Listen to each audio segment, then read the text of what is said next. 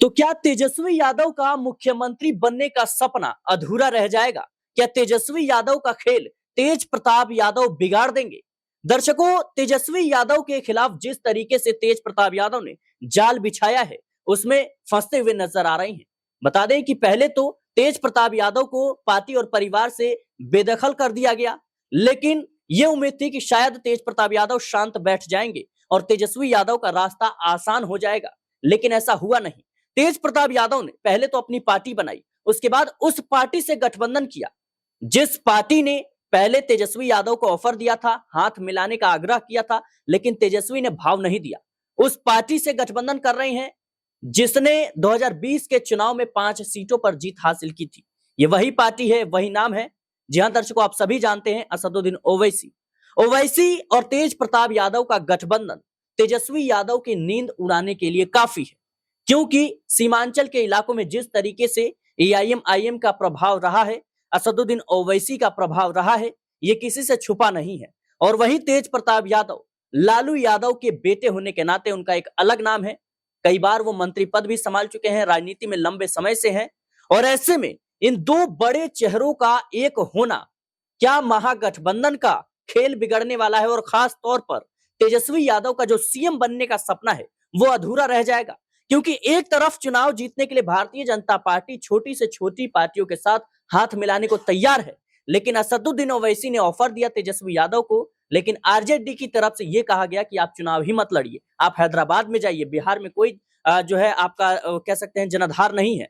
लेकिन तेज प्रताप यादव ने ये जो दाव खेला है, क्या वाकई में तेजस्वी यादव के लिए ये खतरे की घंटी बज चुकी है? मेरे साथ अमन सर मौजूद है, जानकारी लेंगे। सर, बिहार में विधानसभा चुनाव नजदीक है, पार्टी और परिवार से बेदखल होने के बाद तेज प्रताप यादव पहले से ज्यादा आक्रामक नजर आ रहे हैं, रणनीति बना रहे हैं, और ऐसी रणनीति जो तेजस्वी यादव के लिए ही नुकसानदायक है। क्या लगता है आपको? एक तरफ ओवैसी, दूसरी तरफ तेज प्रताप यादव, बीच में तेजस्वी फंसते हुए नजर आ रहे हैं। देखिए, एक बात तो समझनी पड़ेगी कि बिहार की राजनीति में इस बार कई तरह के पेच फंसते हुए दिखाई पड़ रहे हैं, क्योंकि अगर बीते चुनावों की बात करें, 2020 के चुनाव की बात करें, तो उस वक्त प्रशांत किशोर भी नजर नहीं आते थे, उस वक्त जो है तेज प्रताप यादव भी नजर नहीं आते थे, यानी कि अलग हटकर चुनाव नहीं लड़ रहे थे। लेकिन इस बार कहानी कुछ बदली हुई दिखाई पड़ती है। और देखिए, दोनों ही तरफ, यानी कि अगर हम प्रशांत किशोर की बात करें, तेज प्रताप यादव की बात करें, दोनों ही तरफ साइलेंट वोटर नजर आता है, और कौन किसकी तरफ जाएगा कहना मुश्किल है। अभी सिर्फ कयासबाजियां हो रही है। ऐसे में तेज प्रताप यादव लगातार छोटे छोटे दलों के साथ में अपनी जो है गठजोड़ करके, अपनी एक तरीके से सहभागिता करके अपनी ताकत को मजबूत करना चाहते हैं। और इसी कड़ी में लगातार ओवैसी का नाम उभर के सामने आ रहा है, क्योंकि आपको याद होगा ओवैसी की तरफ से जो तेजस्वी यादव की तरफ को अप्रोच किया गया था आरजेडी को कि भाई हमें भी साथ ले लीजिए, हम भी साथ मिलकर चलते हैं। और यहाँ पर उनको लेकर जिस तरह तेजस्वी यादव ने बाकायदा चिट्ठी लिख के लालू यादव से पूछा था कि भाई क्या इनको साथ लेकर चलना चाहिए, उस पे ओवैसी ने कमेंट किया था कि भाई हम आपसे भीख नहीं मांग रहे, हम साथ चलने की बात कर रहे हैं। क्योंकि ओवैसी के ऊपर अक्सर इस बात को लेकर आरोप लगते हैं सिराज की भाई ओवैसी जो है वो अल्पसंख्यक वोटों को काटने का काम करते हैं, जिससे बीजेपी को फायदा होता है। आपने देखा कई दफा कई पार्टियों ने आरोप लगाया है, और यही बात ओवैसी ने लोकसभा चुनावों में भी कही कि भाई अखिलेश यादव से बात करी, इंडिया गठबंधन से बात करी, लेकिन उनको तवज्जो नहीं दी गई। एक बार फिर वही काम करते हुए दिखाई पड़ रहे हैं। खास तौर पर उत्तर भारत की राजनीति में ये एक आम ट्रेंड हो गया कि जो बड़ी पार्टियां हैं वो छोटी पार्टियों को भाव तक नहीं देती, और ये कह दिया जाता है कि ये तो बीजेपी की बी टीम है, ये फलाने की बी टीम है। लेकिन बड़ा सवाल ये है कि ओवैसी ने आपसे हाथ मिलाने की कोशिश की, लेकिन आपने ये कहा कि चुनाव ही मत लड़िए। क्या लगता है आपको? देखिए सिराज, एक समझने वाली बात यह है कि इंडिया गठबंधन में जरूर इस तरह की बातें हैं, लेकिन बीजेपी जो पार्टी है, मजबूत पार्टी है, ताकतवर पार्टी है, वो ताकतवर पार्टी इसीलिए नहीं बनी, बल्कि वो तमाम लोगों को जोड़कर आगे बढ़ने की जो रणनीति है वो उसको कहीं ना कहीं सफल बना रही है। आप देखिए, अगर अगले बूते पर बीजेपी बिहार चुनाव में जाती, यानी लोकसभा चुनाव की बात कर रहे हैं, तो उसको मुश्किल से 4-5 सीटें मिलती। ये जो राजनीति के जानकार हैं, विशेषज्ञ हैं, उनका कहना था। तो ऐसे में बीजेपी ने, चाहे वो जेडीयू की बात करें, चाहे एलजेपीआर की बात करें, चाहे उपेंद्र कुशवाहा की बात करें, चाहे हम जीतन राम मांझी की बात करें, कि जो जहां पर मजबूत है बीजेपी उसको साथ लेकर चलना। एक उदाहरण देना चाहेंगे कि जो चिराग पासवान है 2020 में एक सीट पर चुनाव जीते, हालांकि वो विधायक भी उनके हाथ से चला गया,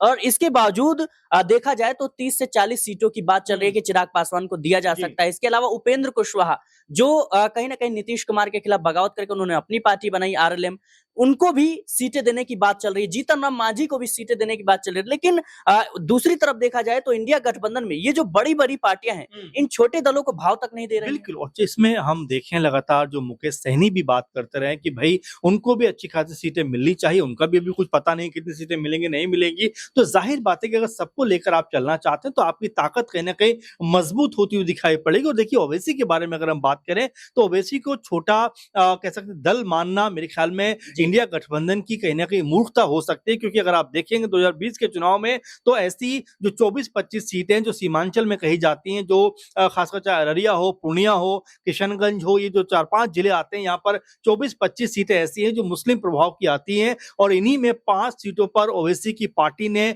जीत दर्ज की थी। तो ऐसे में अगर ओवैसी को साथ मिलाते हैं तो आप जरा सोचिए 5 के बाद अब जो 25 से 30 की गिनती है, यानी जो मुस्लिम बहुल सीटें मानी जाती हैं ज्यादातर, उन पे भी दबदबा आरजेडी और महागठबंधन का बढ़ सकता है। लेकिन आखिर ये क्या मनमानी है, क्या तरीका है कि यहाँ पर ओवैसी अपनी तरफ से हाथ मिलाने को तैयार हैं, लेकिन इंडिया गठबंधन जो है उनको कह सकते हैं वो भाव, वो तवज्जो नहीं दे रहा। अब ऐसे में क्या तेज प्रताप यादव के साथ वो हाथ मिलाएंगे? क्योंकि तेज प्रताप यादव अब तक खबर तो आ चुकी है कि जहां एक तरफ तेज प्रताप यादव ने कहा था कि मैं उस पार्टी से गठबंधन करूंगा जिस पार्टी के ऑफर को तेजस्वी यादव ने ठुकरा दिया था। उसके बाद एआईएम का ट्वीट आया सामने कि हम तेज प्रताप यादव के साथ गठबंधन करने के लिए तैयार हैं, यानी ये गठजोड़ बन चुका है। मेरा सवाल ये है कितना ज्यादा नुकसान होगा, क्योंकि देखा जाए तो मुस्लिम हो या फिर यादव हो, इन्हीं के सहारे इंडिया गठबंधन की नैया भी पार होती है। लेकिन अब ये जो बिखराव है जो देखने को मिल रहा है, जिसकी संभावना जताई जा रही है,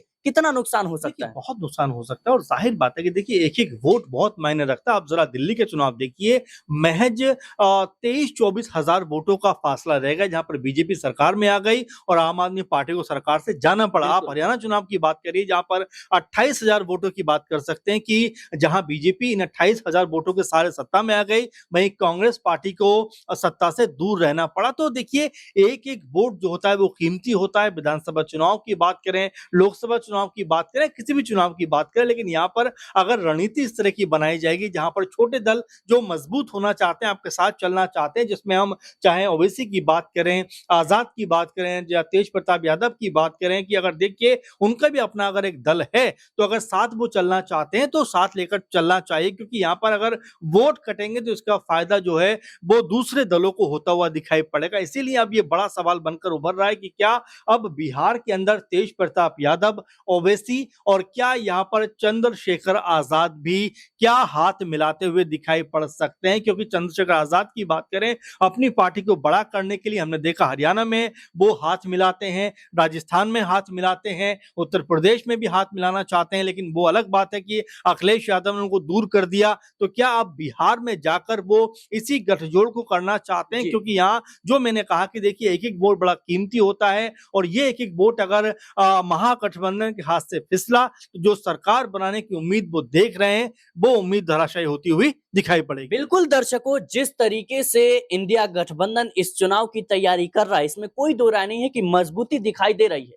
लेकिन जैसा कि सर ने कहा कि राजनीति में और चुनाव में एक-एक वोट कीमती होता है, किसी को भी हल्के में नहीं लिया जा सकता। एक वोट से सरकार बनती है और एक वोट से सरकार गिर भी सकती है। लेकिन तेज प्रताप यादव और माफ कीजिएगा, तेज प्रताप यादव और ओवैसी ने जिस तरीके से ये गठबंधन किया है, ये कहीं ना कहीं महागठबंधन के लिए मुश्किलें खड़ी कर देगा, वोटों का बिखराव होगा, जिससे सीधा फायदा भारतीय जनता पार्टी को हो सकता है। फिलहाल देखा जाए तो कहीं ना कहीं तेजस्वी यादव को ये उम्मीद है, महागठबंधन को ये उम्मीद है कि वक्फ संशोधन बिल का मुद्दा हो या फिर और भी तमाम मुद्दे हो, जिसका समर्थन कहीं ना कहीं, जिसके खिलाफ माफ कीजिएगा जो महागठबंधन के लोग थे, उनको उम्मीद है कि मुस्लिमों का वोट उन्हें एक तरफा मिलेगा। लेकिन ओवैसी भी एक बड़ा फैक्टर है, ये कहीं ना कहीं भुलाया नहीं जा सकता। फिलहाल देखना होगा कि आगे बिहार की राजनीति में क्या कुछ होता है और तेज प्रताप यादव और ओवैसी क्या वाकई में तेजस्वी यादव का खेल बिगाड़ पाएंगे। आपकी क्या राय है, हमें कमेंट बॉक्स में जरूर बताएं। देश और दुनिया की तमाम खबरों के लिए बने रहे नेक्स्ट न्यूज के साथ।